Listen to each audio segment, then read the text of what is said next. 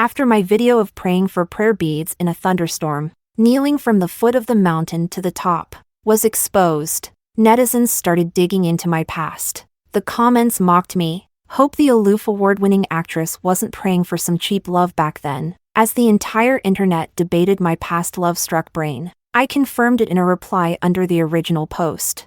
I was praying for my gravely injured ex-boyfriend's surgery to go smoothly. That same night, my ex-boyfriend, who had since become a prominent figure in the business world, showed up drunk at my door. Bianca, why didn't you tell me back then that you prayed for the beads this way? Oh, right. Those beads were carelessly thrown into the sewer by him 2 years ago. Chapter 1. Bianca, check your phone. As my agent Luis approached with a stack of scripts, I casually picked up my phone from the table and saw that I was trending at the top of the hot search. Hashtag award-winning actress Bianca love struck brain. Hashtag Bianca praying for beads in the rain. I clicked on one of the topics and saw that the whistleblower had uploaded a video from 2 years ago. In the video, I was kneeling and bowing step by step from the foot of the mountain to the top, all under heavy rain. The white dress I was wearing had long since been covered in mud. Yet I kept kneeling devoutly, as if there was a divine force guiding me. I hadn't expected the camera quality to be so high 2 years ago,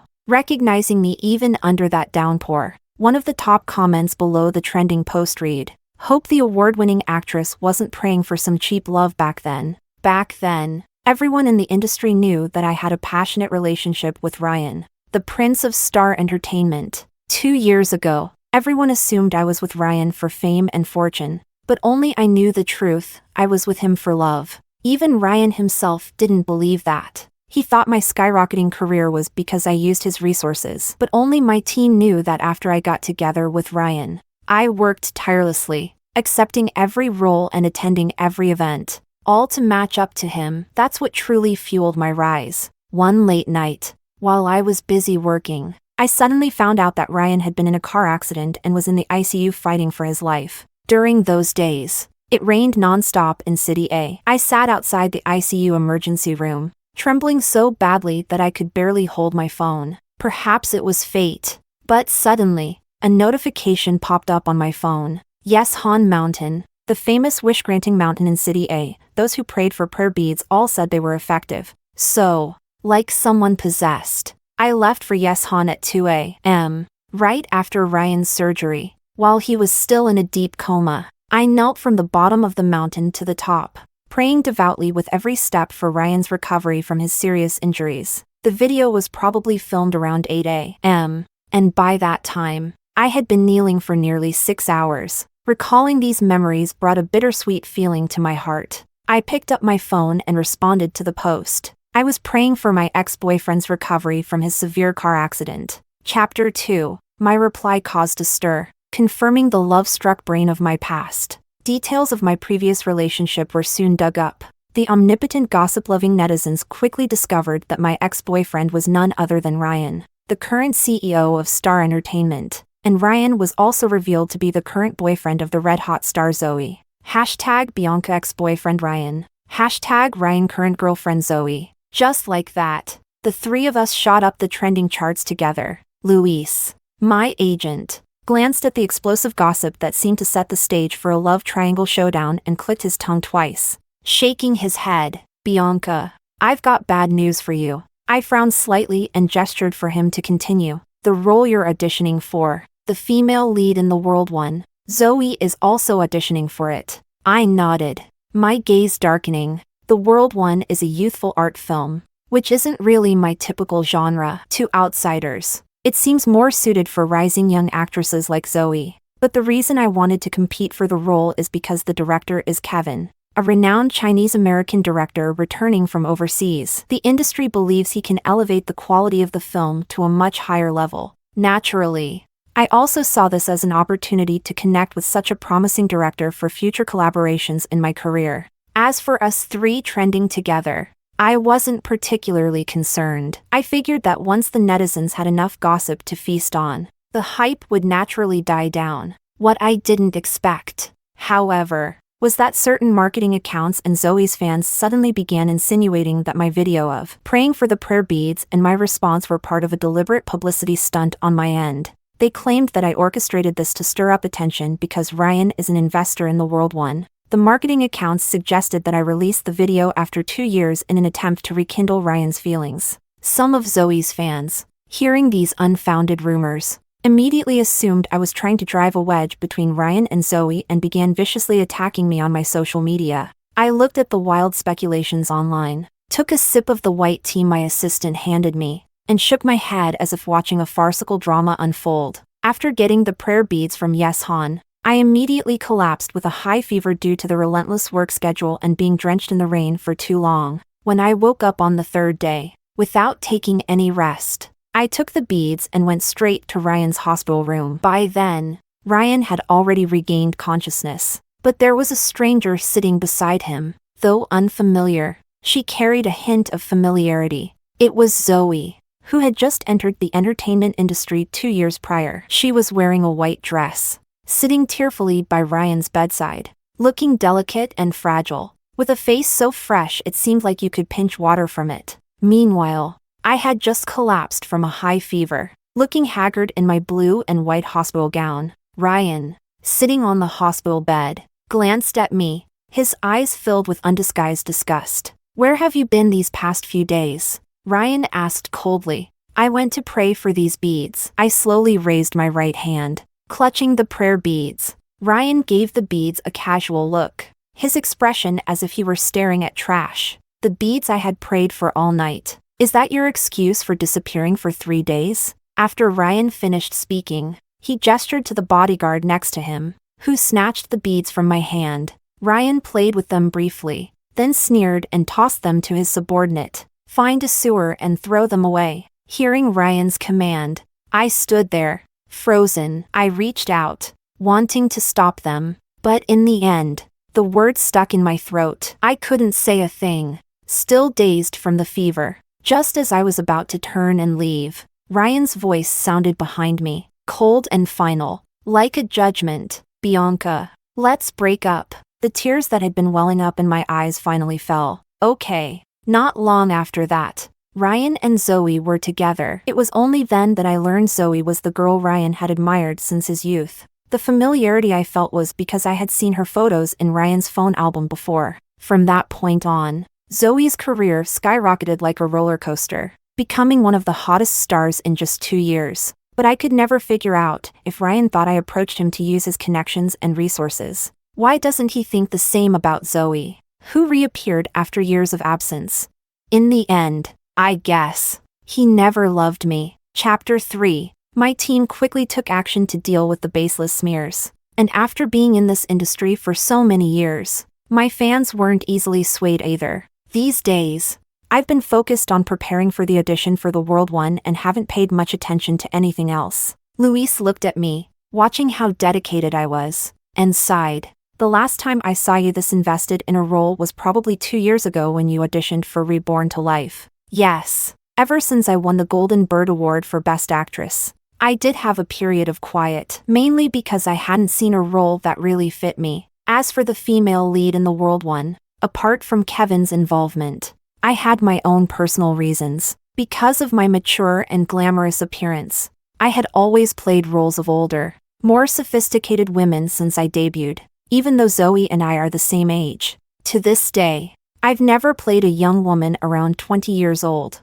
I have never seen a youthful version of myself on the big screen. It's something I regret. More importantly, I want to see a breakthrough in my acting career. That night, deep into the late hours, I was sitting in my study, seriously reading the script, when I suddenly heard a knock at the door. I picked up a shawl, hesitated for a moment, then walked toward the door, cautiously calling out, "Who is it?" But the truth is, I had already seen the face I hadn't seen in almost 2 years through the monitor. Ryan. By now, City A had already entered autumn. Ryan was wearing a dark trench coat, with a finely tailored white shirt underneath. He carried a chill with him, leaning against the wall of the hallway, his deep eyes locked on mine. When our gazes met, neither of us said a word. His eyes had a touch of daze. He had clearly been drinking quite a bit. Ryan slowly approached me, stopping only when we were close enough that I could feel his breath. He lowered his head,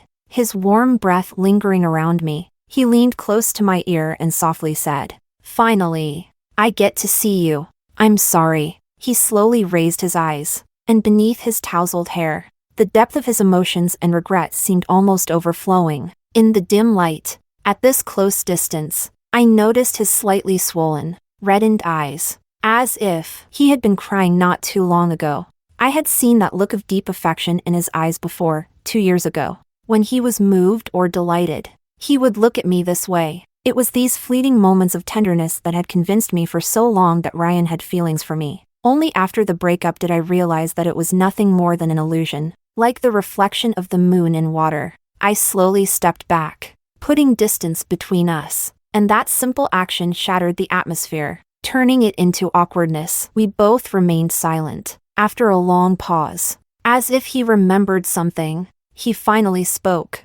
"How have you been lately?" I nodded slightly, my face expressionless, feeling calm within. Seeing my indifferent attitude, Ryan seemed to abandon any further small talk. He waved his hand and took out his phone, showing the reason for his visit. He opened the video stored in his gallery, the video of me praying for the prayer beads in the rain. His version seemed to have been restored, much clearer than the original one posted online. "Why didn't you tell me back then that you got the beads this way?" His voice was somewhat cold and stiff, but there was a hint of vulnerability and guilt in his eyes. I had never seen him like this before. It was as if not knowing that I had once gone to such lengths for him was somehow my fault. In my memory, he was always so aloof, above everyone else. Anything people offered to him, no matter how much effort it took, was never valued and was always met with disdain. That included my love. So, in the end, I ended up like ashes, burned out and discarded,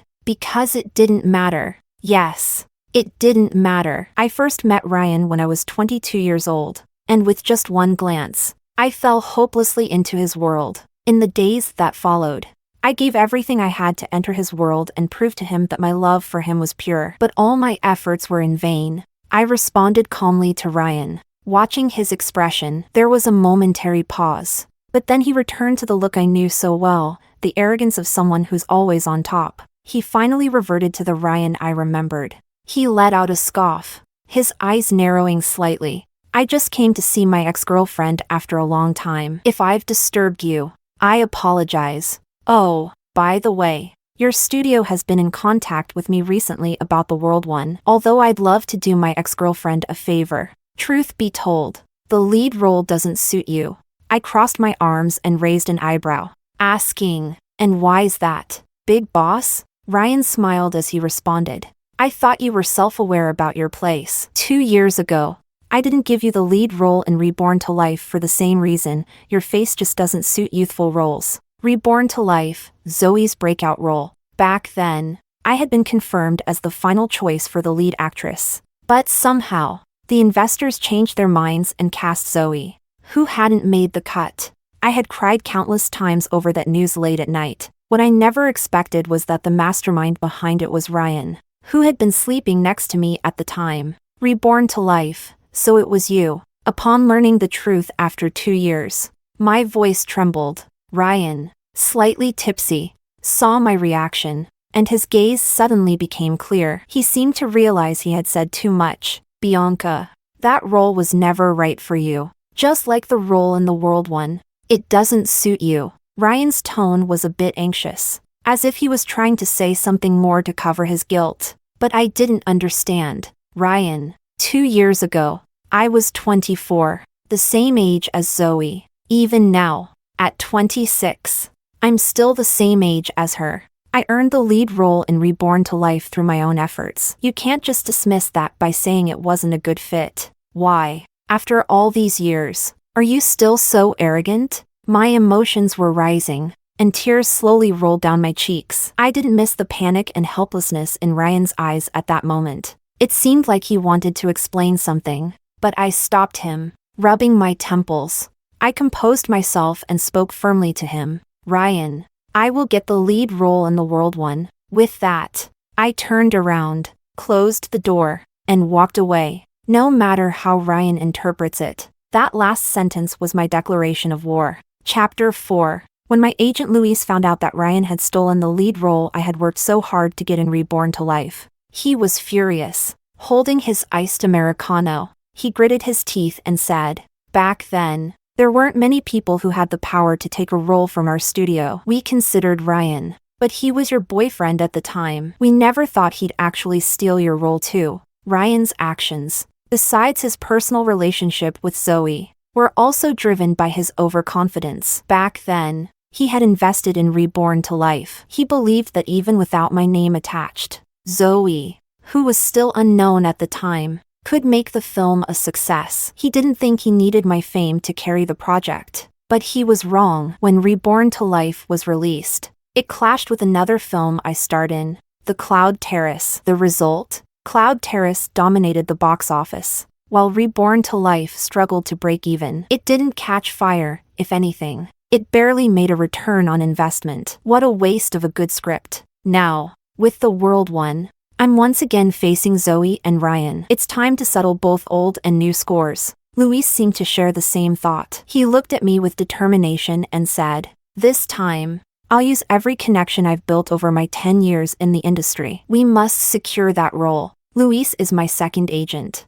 and we've been working together for 7 years. 3 years ago, for various reasons, he left his old company and went independent with me. I originally thought that without the support of my old company, my career would plummet, but to my surprise, Luis used his brains and his unknown background to save the studio, and I didn't disappoint him either. Over the years, I've taken on countless projects and won awards to the point where I can't count them. Under our collaboration, the studio has risen to fame, and in the past 2 years, we've had a lot of fresh talent join. Luis. Thank you. Luis took a sip of his iced Americano, looking at me with a smile in his eyes. Between us, no need to say that. Chapter 5. On the day of the World One audition, Luis accompanied me to the venue. The lead female role was the last one to audition for, and there were more people trying out for it than I had expected. I glanced at the young man sitting in the crowd, holding a script. He was wearing a black shirt with gold embroidered trim on the collar and cuffs, and sunglasses on his face. That must be Kevin, the director of The World One. He was constantly surrounded by people, though he had a smile on his face. There was a slight frown on his brow. Luis and I arrived early, and we stayed in the corner, attentively watching the auditions for other roles. It wasn't until the audition for the male lead had finished that Zoe finally showed up. Fashionably late, she was the last actor to arrive. Zoe was wearing a red dress, with her assistant following behind, overly deferential. At that moment, a staff member brought over an extra chair beside Kevin, and not long after, Ryan sat down in it. He was going to watch the lead actress auditions alongside Kevin. Many of my friends from the industry who were also auditioning couldn't help but make snarky comments. Looks like Zoe is dead set on getting the lead role. Of course, with Ryan as the investor, it's no surprise we're just here for the ride. Look at her, she's got no acting skills, and her looks are average at best. I can't figure out what Ryan sees in her. Luis, standing next to me, nearly burst out laughing at the criticisms around Zoe. He leaned close to my ear and whispered, "That's public outrage." I curved my lips into a smile, but my hands were trembling, my nerves getting the best of me. Luis seemed to notice my unease. His smile faded, and he gently raised his hand to tighten my coat a little. The audition scene for the female lead was about the heroine, who, after losing contact with her platonic love interest, the male second lead, for a year, learns that he died in an accident. She walks alone through a foreign field of wheat, repeatedly imagining their reunion, only to have all those dreams shatter in that moment. This scene wasn't the most pivotal part of the entire film. It was more of a turning point. It only had one monologue from the female lead. "The regret is that I've never been someone who forgets. So, everything about you can only ferment in my mind, slowly sour in my heart, and finally rot in the dreams of my late nights. In the end, I realized, you were never my salvation." Many people didn't understand why Kevin chose this scene for the audition. I didn't understand it at first either, but after reading the script a few times, I finally understood the reasoning. The lines and performance in this moment best reflect the essence of the female lead. The heroine isn't a typical coming-of-age film protagonist. Her core isn't about pain or passion. Her core is numbness, desolation, and brokenness. She's a migratory bird seeking freedom but held back by the changing seasons. I was the second to last person to audition, with Zoe going earlier. When it was Zoe's turn, she didn't even change her outfit. She stayed in her red dress, kneeling on the ground with tears streaming down her face, reciting the lines in a state of deep sorrow. As her audition ended, there was a smattering of applause. Everyone whispered to each other. It wasn't that Zoe didn't understand the role, it was that her understanding was nearly non-existent. Kevin, for the first time after an actor's performance, showed his reaction. He shook his head and rubbed his temples. The following actors didn't impress Kevin either. His impatience and disappointment became more and more obvious. Seeing this, the calmness I had regained turned into nervousness again. This time, there was no room to relax. For this audition, I wore almost no makeup, and I hadn't styled my hair. When it was my turn, I walked in front of Kevin. When the crew signaled the start, I immediately entered the scene. From my understanding of the character female lead, in this scene, she should absolutely not cry or even have tears in her eyes. She looks at the waves of wheat before her with indifference, her gaze almost emotionless, unfocused. The female lead reaches out slightly to touch the wheat beside her and pauses. Finally, she looks up at the sky, focusing her gaze, but with traces of pain and persistence breaking through. The desolation of the scene and the female lead brokenness intertwined. At the end of the audition, the room fell into silence. It was Luis who first started clapping. Kevin slowly took off his sunglasses. His beautiful phoenix eyes locked on me. Finally, he stood up and said to the assistant next to him, "Tell the next one they don't need to audition. I've made my choice." I looked up at Kevin and smiled. He nodded back at me, giving me a thumbs up. Sitting across from me, Ryan had been watching me the entire time. His eyes filled with recognition, mixed with the stubbornness of trying to hide it. I glanced at him indifferently, showing no emotion. As Kevin left the room, many of my industry friends began offering their congratulations. "Sister Bianca, congratulations. The director's attitude clearly shows he's decided on you." Exactly. To be honest, your performance was the only one worthy of the lead role. The compliments around me grew louder and louder.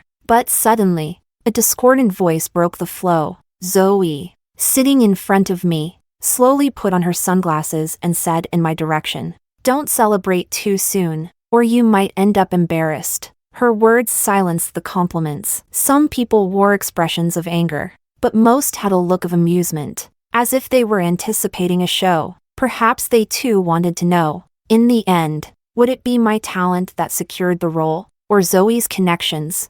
Chapter 6. 3 days later, Luis mentioned to me, "Director Kevin invited you to a gathering tonight. All the confirmed actors will be there." I nodded, finally feeling the weight lift from my shoulders. In this context, it was nearly certain that I had secured the role. That evening, Luis and I arrived at the private room Kevin had booked. During the evening, Luis and Kevin hit it off, and I learned that they had known each other from years ago when Luis studied abroad. After graduation, Luis returned to develop his career in China, while Kevin stayed overseas. Sitting next to me was Oliver, a well-respected actor in the industry. He nodded politely at me. Although we weren't very familiar with each other, he would occasionally engage me in conversation, making the atmosphere pleasant enough. Just as everyone had arrived, Ryan casually strolled into the room. Kevin stood up to welcome him, but his cheerful expression immediately faded when he saw who followed behind Ryan. It was Zoe. She had come along too. Kevin's face turned dark. "Ryan, I don't recall inviting Zoe." Zoe, seeing Kevin's displeasure, suddenly looked a bit embarrassed. Kevin, clearly annoyed, continued, "Your company, Star Entertainment, has been pushing Zoe for days, asking me to give her another chance. I've told you repeatedly, I've already found the right person for the role, and I'm not considering Zoe." "Ryan, what's the meaning of this?" Kevin's stance was firm. It was clear he wanted to send Zoe out of the room, not caring about sparing Ryan's feelings. Just as Ryan was about to speak, Zoe quickly stepped in to explain. "Director, I begged Ryan to bring me here. I truly believe that I'm more suited for this role than Bianca, so I wanted to give it another shot. With that, the room fell silent. A few seconds later, Kevin let out a sarcastic laugh, as if he had just heard something amusing. Zoe, are you implying that your judgment is more professional than mine? Ryan, kindly take your actress, who doesn't understand the rules, out of here. Hearing this, Ryan's brows slowly furrowed, and he said in a low voice, "We're recommending Zoe because her image and popularity align with the lead role more than any other auditioning actress. She would provide a strong foundation for the World One's box office success." Seeing Ryan defend her, Zoe quickly chimed in, "Yes, compared to Bianca's style, I'm clearly more suited for the female lead in the World One. Director, could you reconsider?" Kevin, frustrated, rubbed his temples and pulled out his chair to sit down. I glanced at Luis with a hint of helplessness. He sensed my gaze and gave me a reassuring smile. After a pause, Kevin replied with growing impatience, "I see. So what Star Entertainment is saying is that the female lead must be Zoe, right?" The room fell into a tense silence after Kevin's blunt words. Oliver, who had just lifted his glass to drink, slowly put it down. Ryan remained silent, his brow deeply furrowed. He glanced at me from across the room. "Let me be clear with you. If I can't even decide on the lead actor for my own film, then it seems, Ryan, that your sincerity is lacking as well. Don't bother questioning my choices based on suitability. If Bianca isn't the lead, then I suggest you find another director to make this film. I'll step down immediately." Upon hearing this, not only I, but everyone in the room drew in a sharp breath. Shocked. Under the table, Oliver gave Kevin a thumbs up in his direction and whispered to me,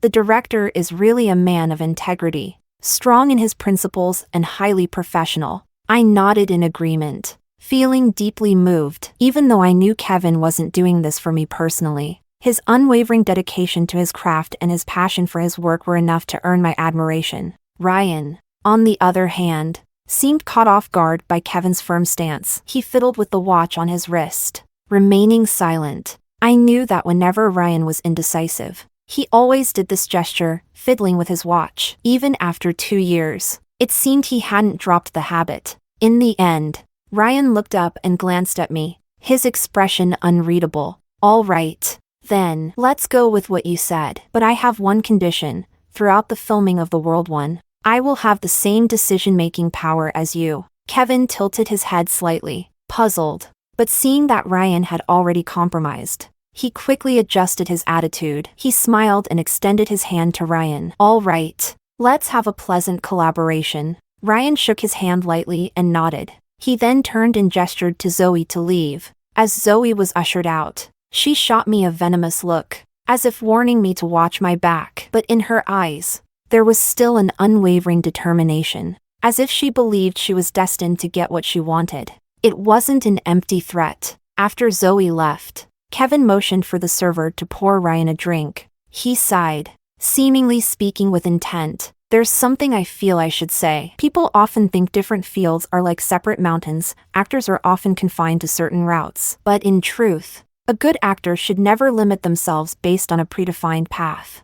I didn't choose Zoe because I didn't see in her the professionalism and passion that an actor should have. These are the fundamentals, and they shouldn't be overlooked. If I've offended you today, I'll be sure to punish myself with a few extra drinks later." Ryan nodded in acknowledgement, indicating to Kevin that there was no need to take it personally. The atmosphere lightened up after that. Everyone engaged in discussions about the script, sharing gossip from the industry, and it turned out to be quite a pleasant evening. I drank quite a bit as well, feeling a sense of relief that all the effort I had put in hadn't gone to waste like it did 2 years ago with Reborn to Life. Throughout the evening, I couldn't help but notice Ryan's gaze on me multiple times. It was like he was watching me, almost obsessively, like a creep. When the gathering was over, I stumbled a bit, leaning against the wall as I tried to leave. My mind was fuzzy, and then suddenly, I saw a step ahead. Just as I was about to trip and fall,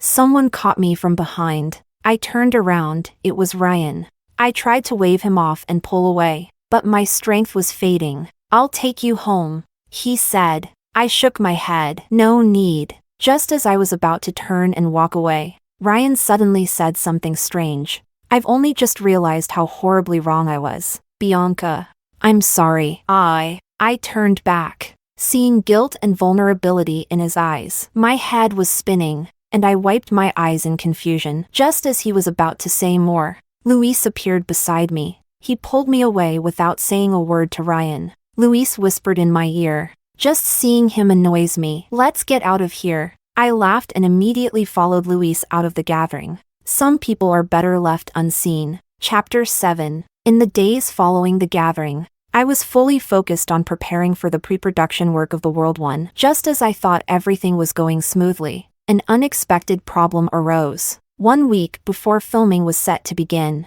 I finally understood the meaning behind Zoe's look that night. I stared at the countless trending topics on the top of the search charts, feeling torn. Hashtag Bianca the homewrecker hashtag. Hashtag Bianca involved with Ryan and Zoe hashtag. Frustrated, I clicked on the trending tags. The top post was a video released by a well-known paparazzo. The video showed Ryan parking late at night outside my apartment complex. Half an hour later, he left. Then, the next morning, I was seen leaving the same spot. Not only that, but there were also photos from the gathering where Ryan caught me as I nearly fell. This wasn't conclusive evidence of anything, but it was enough for those with an agenda to stir up a storm. The online reaction was overwhelming, and the studio's immediate clarifications seemed to vanish into thin air, completely ignored. My social media posts were flooded with comments calling me a homewrecker, and bots and curious onlookers flooded the accounts of the brands I represented,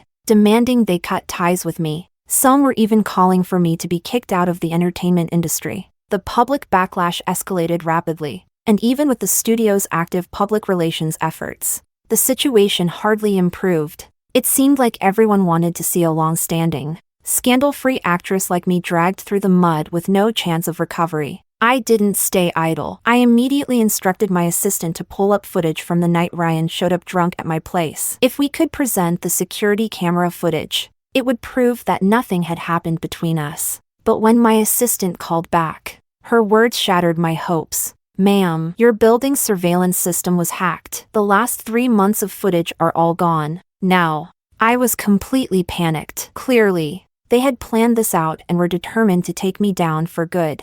I leaned back helplessly on the sofa, thinking that if I couldn't resolve this issue, my career, even if not destroyed, would be severely tarnished. Suddenly, my phone rang. Numbly, I answered. On the other end came a woman's playful laugh. It was Zoe. "Bianca, it's me. If you want to save yourself, just give up the lead role in the World One. Otherwise, no matter who you beg for help, it won't matter." Before I could respond, Zoe immediately hung up the phone. I put the phone down and rubbed my temples, feeling frustrated. I never thought that trying to play the lead role in the World One would come with so many obstacles. Could it be that this role just wasn't meant for me? I looked over the few plans the PR department sent me, but none of them seemed like a good solution, making me even more anxious. Just as I was about to call Luis, Ryan's number appeared on my phone. "Bianca, I can step in and clear things up for you." I raised an eyebrow, not feeling any relief, because I didn't trust Ryan to be so kind-hearted. "What's the catch?" As expected, he didn't beat around the bush. "Come to room 207 at Haiyan and meet me." I hung up and immediately arranged for a car to take me to see Ryan. When I walked into the private room, Ryan was sitting in the back, wearing a perfectly tailored suit. Aside from his secretary, no one else was there. He stood up and pulled out a chair for me. Didn't expect the boss to have such refined taste, choosing this old spot to meet with his ex-girlfriend. Haiyan wasn't a fancy restaurant, just a small, lesser-known private kitchen. When Ryan and I were dating, he'd occasionally bring me here because I liked their drunken shrimp. He'd take me here whenever he was in a good mood. I sat down and looked directly at Ryan. There was a faint, almost imperceptible smile on his face, and he seemed perfectly at ease. But I was in a hurry. "Go ahead. What do you want in exchange for helping me clear things up?" Ryan was looking at the menu in front of him. When he heard me, he slowly raised his eyes, then reached out with his left hand and pulled out an intricately designed box with an ancient and elegant touch. He opened it, revealing the prayer beads, the very same ones he had supposedly thrown into the sewer. The beads lay quietly in the box, and despite 2 years having passed, they showed no signs of wear or fading. It looked just like the day I brought it back in the pouring rain. But Ryan and I could never go back to what we were, boss. These days, is this how you give gifts? So plain? Ryan's gaze was fixed on me, as if he was hoping to see some kind of emotion from me at the sight of the beads. But my calm demeanor, even with a hint of disdain, left him disappointed. Bianca, I never actually threw the beads away. I only broke up with you because I was heartbroken that I didn't see you after the accident. I picked up my glass and took a sip,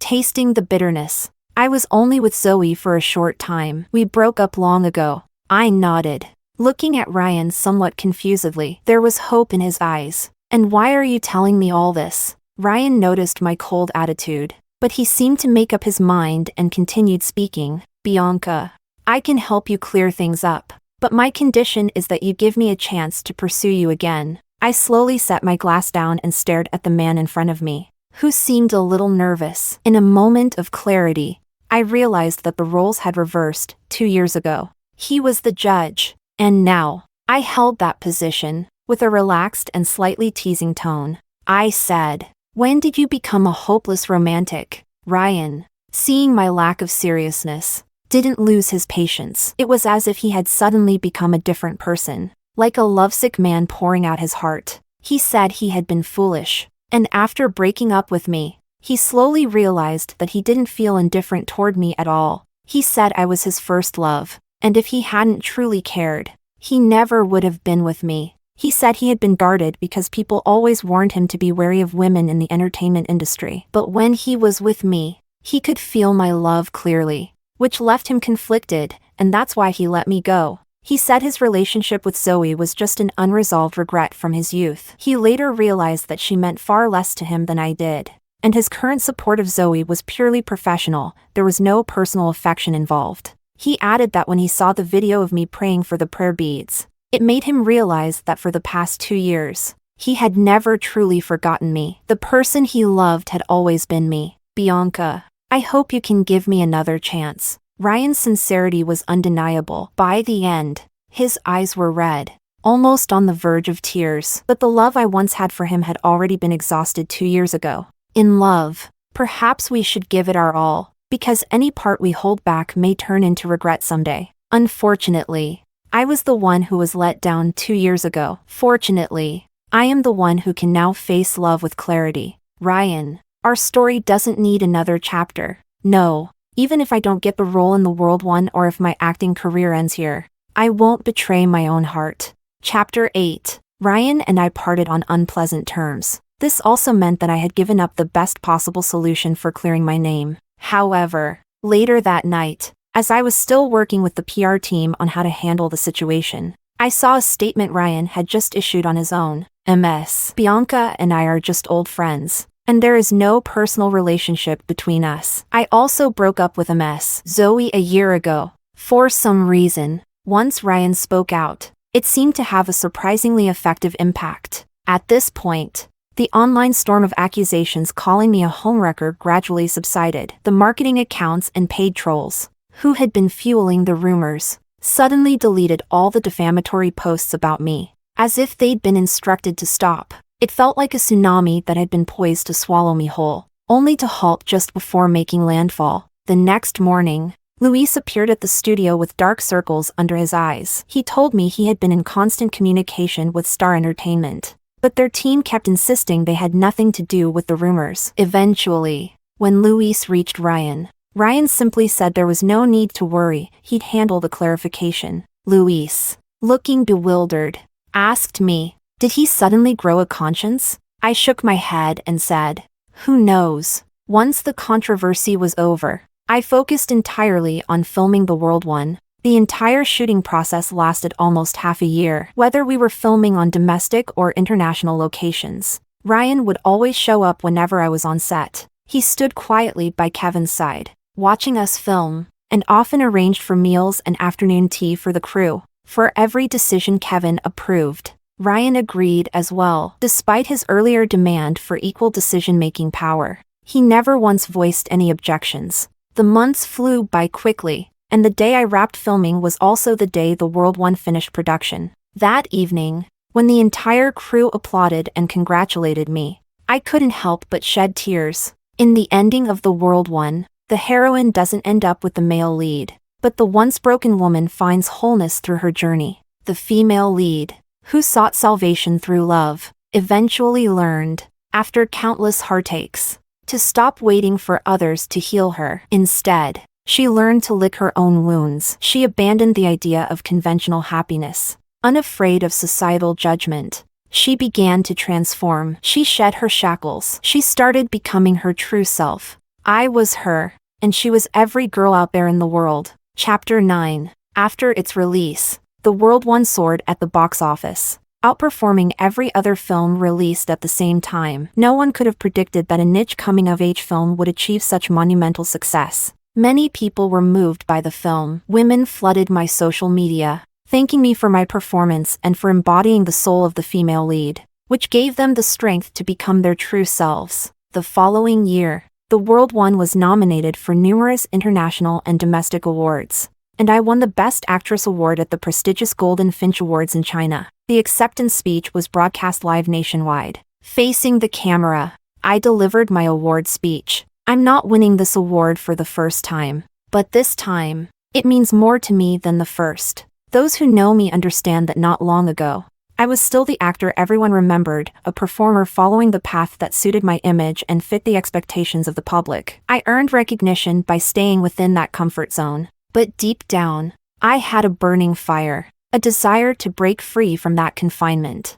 The fire grew stronger, and that's how the female lead of The World One came to be. I brought her to the audience, but it was also she who shaped the person I am today. I hope this work gives others the courage to face the differing voices of the world, and I hope it inspires the determination for self-redemption in everyone. After finishing my speech, I saw Kevin standing up from his seat to lead the applause. His eyes were filled with admiration, and in that moment, the sound of clapping erupted like thunder. The journey of The World One made Kevin and me great friends. We shared many similar views on film, and after meeting, we quickly hit it off and became close. This was an unexpected joy that came from this journey. After the award ceremony, I received a bouquet of white tulips backstage. The staff told me that a gentleman had left them for me. I nodded, deep in thought. With a busy schedule ahead, I handed the flowers to my assistant after getting into the van, planning to put on my sleep mask and rest.